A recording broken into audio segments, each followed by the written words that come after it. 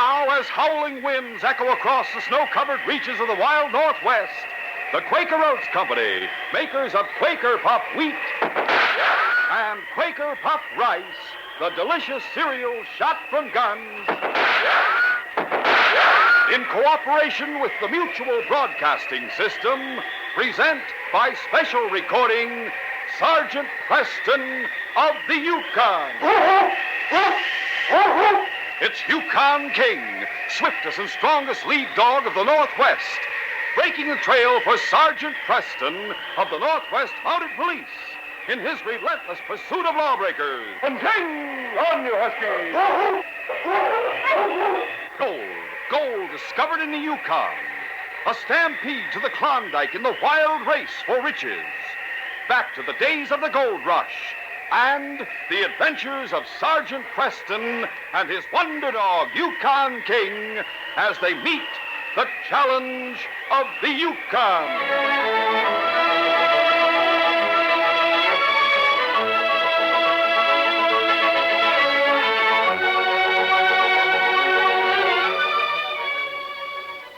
Our adventure will begin in just a moment. There are lots of ways to save money. You still hear about people tucking it away under mattresses, putting it away in a favorite piggy bank or a cookie jar. But there's a much better way to save, and that's by buying United States savings bonds through the payroll savings plan. It's the real easy way of saving money. Your employer automatically sets aside a certain sum of money each payday, any amount you name. It's all done before you get your pay, so in that way you never miss it. When enough is accumulated, you receive a Series E savings bond, automatically too. There's no bookkeeping or budgeting problems for you. It's also the smart way of saving. Series E savings bonds pay back $4 for every $3 you put in, even more if you hold them past maturity. Yes, there are many ways of saving money. But today, while you're thinking about it, join the 8 million other Americans who find it easier to save through the automatic payroll savings plan. This message is brought to you as a public service.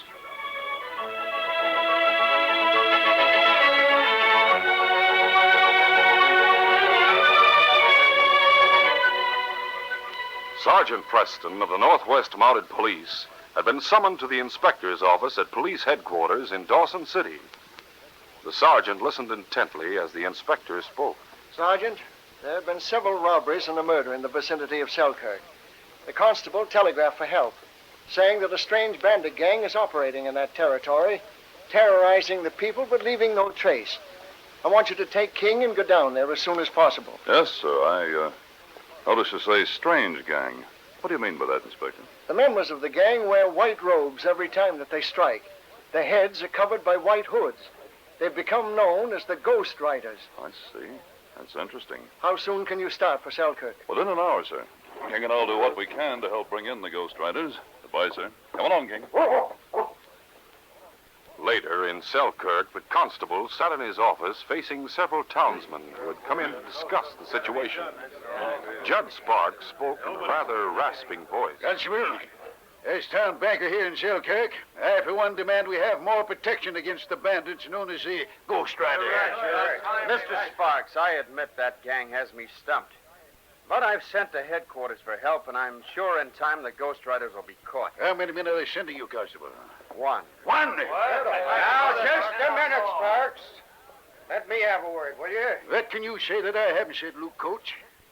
What's more, I don't like a common cafe owner calling me Sparks. I'm Mr. Sparks to you, sir. Have it your way, Mr. Sparks. But I say give the constable a chance to show what he can do. 2 Mounties may be able to get further, and a mob of them running all over the place. Those are ordinary men under those white robes. And the Mounties sure have proved that they know how to handle law-breaking men. You're right. Thanks, Luke. That is speech for a cafe owner. But all we know, that gang might even hang out in your cafe. Yes, they might at that. We have no way of knowing. But if you're insinuating... Now, take it easy. You men can't come here and act peaceful. You better not come here at all. Oh, he gets my goat, Constable. We've said about all there is to say at this gathering, men. Take my word for it, we'll do all we can to track down that gang of outlaws and put them behind bars. All right. That evening, the constable entered the cafe.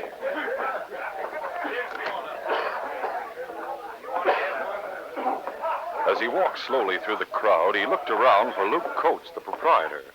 Then he spoke to one of the waiters. Say, is Luke Coates around tonight? Nope. Luke and Jake went out a while ago. Said they were going down to the Opera House to see the show. I see. Thanks. As the constable stood there a moment looking over the crowd, he was startled by a commotion outside. Hey, where's the constable? Hey, constable! It's the Ghost Riders. They busted into the bank and they're getting away. What? Out of my way. Let me go.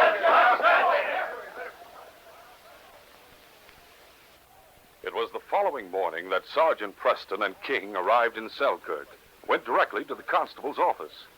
The constable told of the various crimes committed by the outlaw gang, and also told about the bank robbery the night before. Sergeant Preston listened intently, and then spoke. Why didn't you pick up the trail while it was still fresh, Hank? By the time I came here and got my horse, about 20 townsmen were already after the gang. And others were pouring out of the cafe and the Opera House to join them. You mean they covered the trail? That's right, Sergeant. The gang headed through a heavily wooded area, then seemingly circled back into town where the trail was lost. They must have taken off their hoods and robes as they rode through the woods. They must have a clever leader who figured all that in advance. Yeah, I've thought of that. Some of the townsmen met here yesterday to discuss the situation. Banker Judge Sparks practically accused the cafe owner, of Luke Coates, not only of harboring the gang, but of being one of them, if not the leader. Do you think there's anything to Sparks' suspicions? Well, Luke got sore and walked out with one of his men, a fellow named Jake Drew. Huh? Then last night, Sparks' bank was robbed. I happen to know neither Luke or Jake were at the cafe when it happened. Did you have a talk with them afterward? Yes. They both swear they went to the Opera House, but no one remembers seeing them there. Well, that means they might have been the Ghost Riders. Sure. But still, they might have really been at the Opera House. I'd need a lot more than just the lack of an alibi to accuse them. There were a lot of men at the show who probably couldn't prove it. Of course, you're right. But Luke Coates and that fellow Jake might bear close watching, Hank. I agree, Sergeant. Uh-oh. Here comes Banker Sparks heading this way. I can see him through the window. Good. Let him come in. It's about time we became better acquainted. I'm afraid you'll hear a lot of yapping about the incompetence of the mounted police. Oh? Constable, it's an outrage. My bank was robbed right after I have a run-in with that no-good Luke Coates. And you sit here with it. Well, it's Sergeant Preston and his dog. Good morning, Mr. Sparks. So this is the other Mountie you were expecting. Why didn't you say so, Constable? I didn't think it was necessary. Of course, if you'd been on your toes last night, perhaps you'd have caught those outlaws red-handed. But no matter. I'm sure the sergeant and his famous dog will be of great help in tracking down the Ghost Riders. That's what we hope to do, don't we, King? I hope you realize, Mr. Sparks, if the citizens of this town hamper investigation of crimes by rushing to the scene and trying to act in place of the police. Well, Hunter, I never thought of that. But after all, I suppose there's no way to control what they do in that respect. That's right, there isn't. Frankly, my bank took a great loss last night.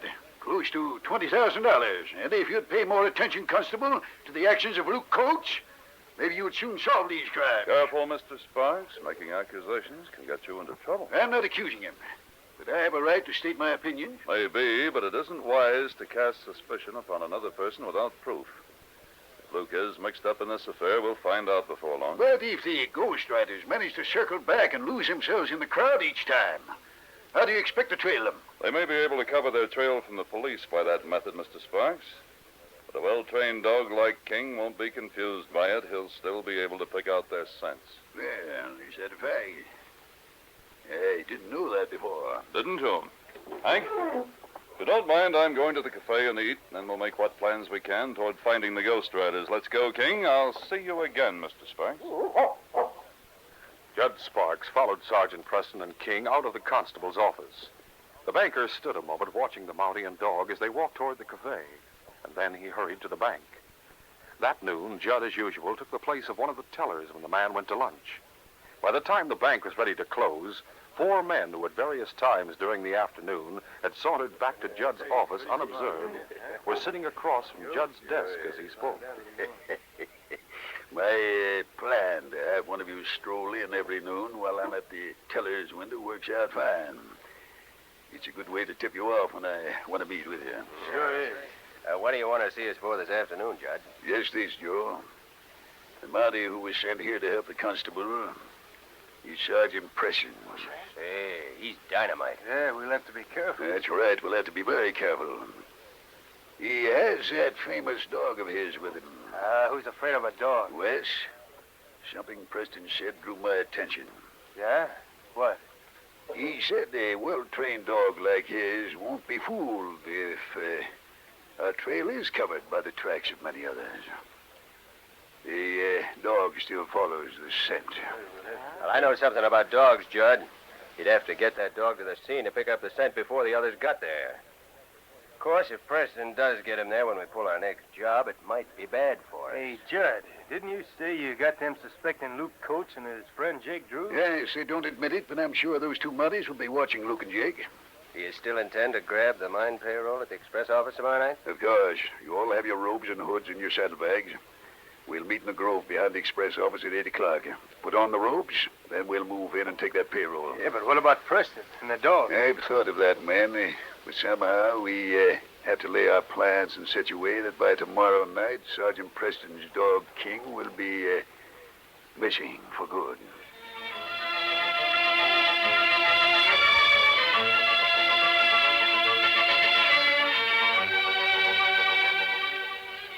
We'll continue our adventure in just a moment.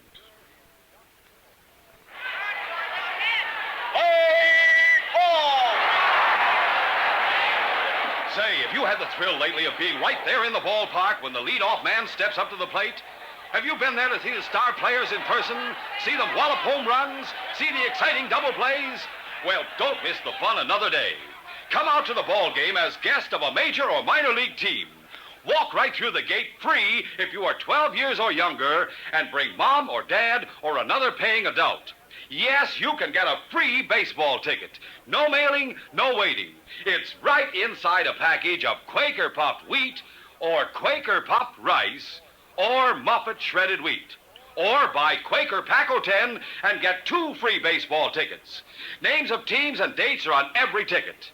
Hurry to get your free baseball ticket in the special package of Quaker puffed wheat or rice, Muffet shredded wheat, or Quaker Pack 10.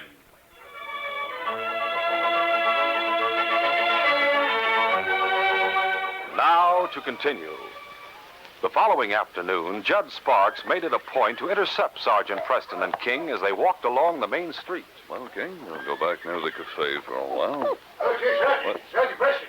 Oh, Judge Sparks. Wonder what he wants. Hey, Sergeant. I saw you passing across the street from the bank, so I hurried to speak to you. How are you, Mr. Sparks? What's happened? Nothing's happened. I want to ask you if you'd take supper at my place with me tonight. Why, I'm sorry, Mr. Sparks, but since I'm here to investigate But, a Sergeant, crime... there are several important points I want to discuss when we both have more time, not to mention a particular note I received in regard to the bank robbery. Note? Where is it? At home. First, I decided to overlook it, but on second thought... I'll accept your invitation to supper, Mr. Sparks. Fine. We'll eat at 7. My place is not far from the constable's cabin where you're stopping. I'll be there a little before 7. Fine. Oh, by the way... Yes? My new housekeeper, she's afraid of dogs. Oh? Perhaps you could leave your dog at the cabin. The constable can come for you if anything occurs, and you can quickly get to the cabin for the dog. Well, the constable will be going to the cafe for supper about that time, so I'll leave King at the cabin, as you suggest. You don't mind, eh, fella? Good. Of course, if it weren't for the housekeeper, I wouldn't mind having King come along with you. I understand. Well, I'll see you at my place in the supper time, huh? Goodbye until then, Sergeant. Goodbye. That evening, after locking King in the cabin, Sergeant Preston went to Judge Sparks' house. Sergeant, come in. Just make yourself at home, Sergeant. Thanks. I'm interested in what you have to tell me and in that note you spoke of. Oh, yes, of course. Oh, Sergeant, this is my new housekeeper, Mrs. Guffey. What? Well, now, bless my heart, if it isn't Sergeant Preston himself. Mrs. Guffey, how are you? I wondered where you went when you left Dawson. Sure, and I came down here 2 months ago to run a boarding house. Then Mr. Sparks asked me to take care of his place, so here I am. Oh, glory be, it's good to see you. And tell me, how is King, bless his heart? King's fine. And why didn't you bring him with you, I'd like to know? Well, you see... I had the impression you didn't like dogs, Mrs. Guffey, so I asked the sergeant not to bring King with him. Sure, and for the life of me, I can't figure out how you got such an impression, sir. Well, come to think of it, neither do I. But if Sergeant Preston wants us to hold the supper while he goes back after King... No need of that, Mr. Sparks. I have to leave as soon as we eat anyway. Well, then I'll hustle the victuals on the table so as not to keep you waiting, sir. Right.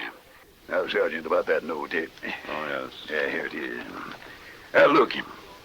It's printed on the stationery that's used at the hotel.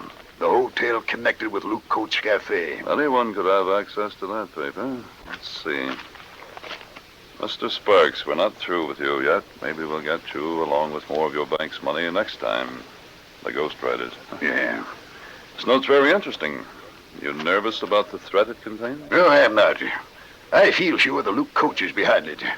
Now, notice the way Mr. is underlined. Well? When we argued in the constable's office, I told him to call me Mr. Sparks, and he did, stressing the word Mr. You seem determined to connect Coates with that guy. It's evident to me that he is connected, even if you don't see it my way at the moment. Well, now, supper's on the table, sir. You'd better come while it's hot. Yes, of course. Well, come along, Sergeant Preston. Meantime, after watching the constable enter the cafe for supper, two of Judd's henchmen, Joe and Wes, went to the Mountie's cabin where King was waiting and approached the side window. I'll take a look inside and try to see the dog. There, do you see him? Barking. It's kind of dim in there. I'll tap on the window to attract his attention.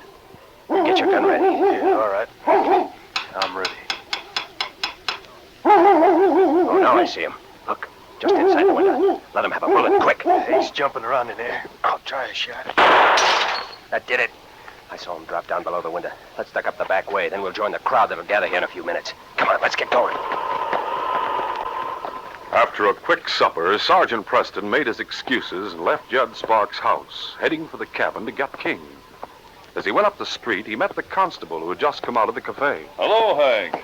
Just on my way to the cabin. So am I, and we'd better hurry. Huh? I just heard there was shooting near our cabin. Come on. Look, the crowd milling around the place. What's happened here? We heard a shot over here. Yeah, it looks like someone shot through the window. Let's get inside quickly. Right. I don't know. King's not barking. Something's wrong. There he is, under the window. King boy. Huh. Bullet creased the top of his head. He's been stunned. He's coming to now. Oh, for a minute I was afraid he was dead. I don't get this, Sergeant. I wonder who'd attempt to kill King. He must have been watching us closely to know you'd left him alone here. Something's beginning to click in my mind, Hank. Oh, bring a pan of water and a cloth, will you? Sure, right away. You'll be all right, boy. If those people hadn't milled around out there, we'd soon find out who did this. Here's the water and a cloth, Oh, Sergeant. thanks. You'll be all right. He's getting up now. This will take away the sting, boy. There. Feeling better, King? Now, Hank, we're going to ask some questions. Something's happening up the street. Come on. Hurrying from the cabin with King once again himself at their side, Preston and the constable ran up the main street to the express office, where a crowd was already collecting. Hey, they're robbing the express office. Got out the back way. They were the Ghost Riders. Sergeant, we better get our horses. We won't need our horses. I have a fairly clear picture in my mind of the man behind us. But who? Come on, I'll tell you later. Right. Where are we going? We'll head for the grove of trees behind the bank and hide in the brush there. But I don't get it. You will. Let's hurry. Come on, King.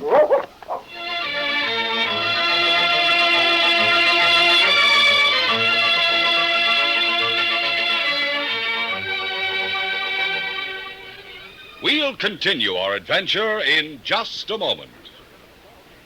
You should have been at the ball game today. I saw 3 home runs. And guess what? I got one of the home run balls. Fellas and girls, why don't you get a free baseball ticket? It's easy. Come out to the ball game as guest of a major or minor league team. Your free ticket is waiting for you right now inside packages of Quaker puffed wheat, Quaker puffed rice, Muffet shredded wheat, and Quaker Pack-O-Ten, which has 2 free baseball tickets. Yes, if you are 12 years or younger, just bring mom or dad or another paying adult and see wonderful major or minor league baseball games free. Names of teams and dates are on every ticket. Get as many free tickets as you want. No mailing, no waiting. When Mom buys breakfast cereal, just be sure she gets the kind with a free baseball ticket inside. That's Quaker Puffed wheat and rice and Muffet shredded wheat. You get 2 free baseball tickets inside Quaker Pack-O-10. So don't miss out another day. See the star players wallop those home runs.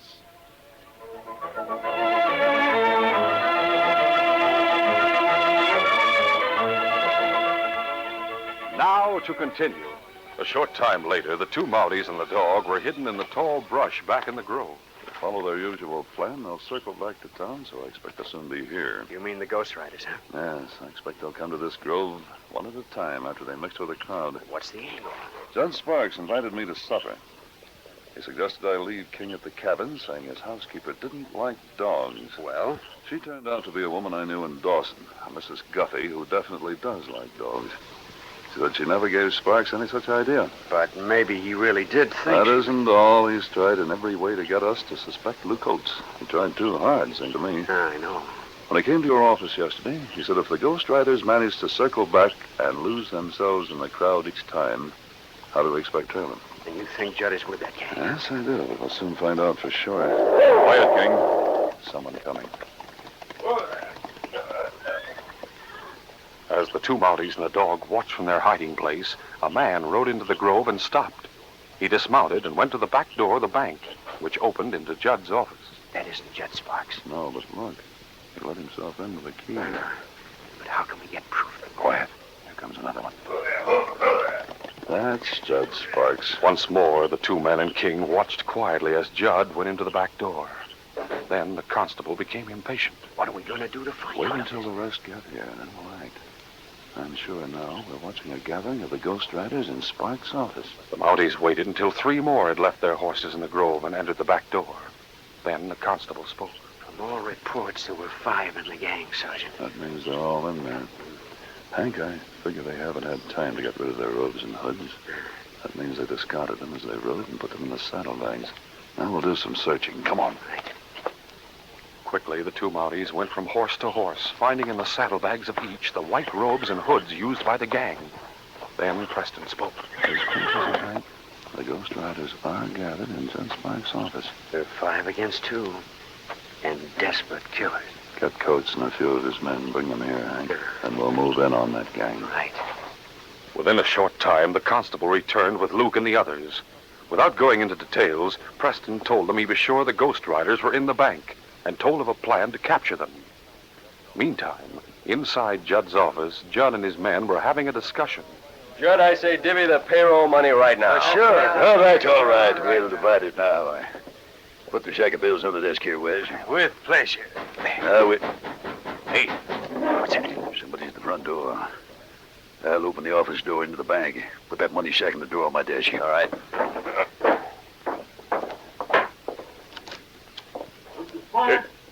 Sergeant Preston. It's Sergeant Preston. I'll try to get rid of him. Close this door. And if he starts coming back here, get out the back door fast. Yeah, you get rid of him. Mr. Sparks, I must see you a minute. Just a minute. Well, Sergeant Preston, what can I do for you?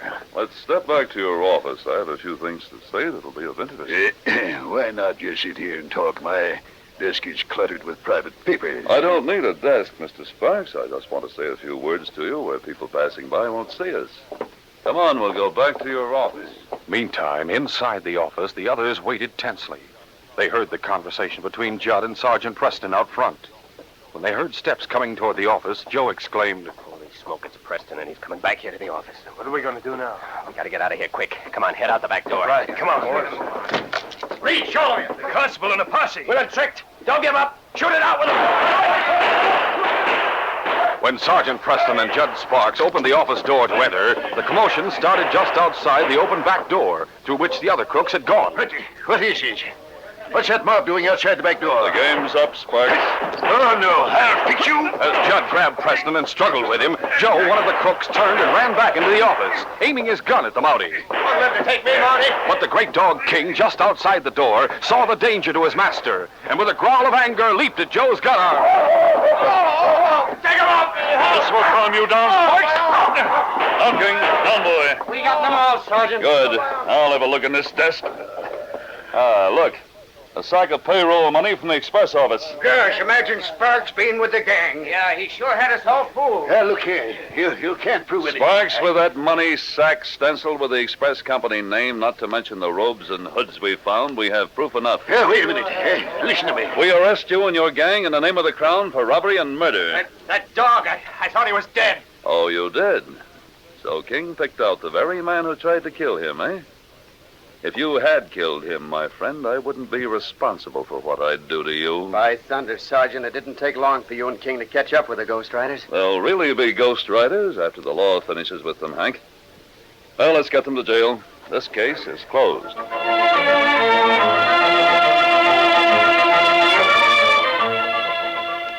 We'll return in just a moment with a word about our next exciting adventure. Your musical treat of the day waits for you throughout the week on Mutual. Each Tuesday and Thursday evening, it's time for Eddie Fisher and a session of music as everyone likes it. Young and old delight in Eddie Fisher's way with a song. And he's joined on every show by Fred Robbins as MC, Alex Stordahl's orchestra, and outstanding guest stars. Every Saturday, the teenager's favorite, Johnny Desmond, brings Phonorama Time and a roundup of the newest and best in popular recordings. On Sundays, the Enchanted Hour presents favorite music from the world's best-loved composers. Every weekday also means time for Hawaii Calls and authentic melodies of the islands. Music fills Mutual's air throughout the week. Hear the Eddie Fisher Show, Johnny Desmond with Phonorama Time, Enchanted Hour, and Hawaii Calls on Mutual throughout the week over most of these stations.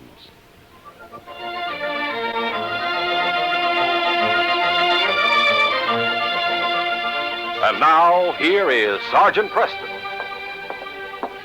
Sergeant Preston reporting, sir. Sergeant, I've just been talking with the miner from Gold Haven. There's a dangerous situation there. Huh? What's that, sir? The trail has been so bad that it's been impossible to ship any gold out. It's piling up in the express office. I see, sir. And what's more, a number of questionable characters have been drifting into town. It's bound to be trouble. I want you to get to Gold Haven as fast as you can. Yes, sir. But the trail to Gold Haven is ankle deep in mud, and rushing torrents must be crossed. The sergeant faces danger every foot of the way, and at the end of the trail, a band of ruthless killers greedy for gold. Don't miss this next exciting adventure.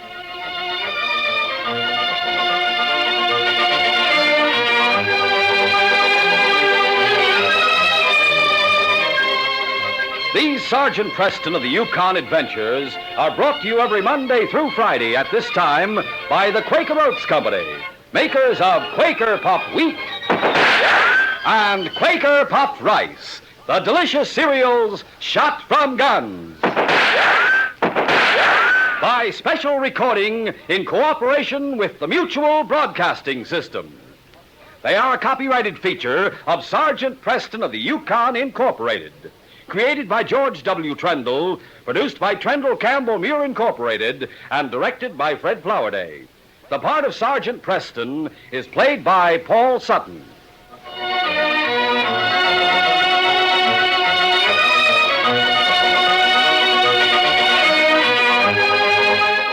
This is J. Michael wishing you goodbye, good luck, and good health from Quaker Puffed Wheat and Quaker Puffed Rice.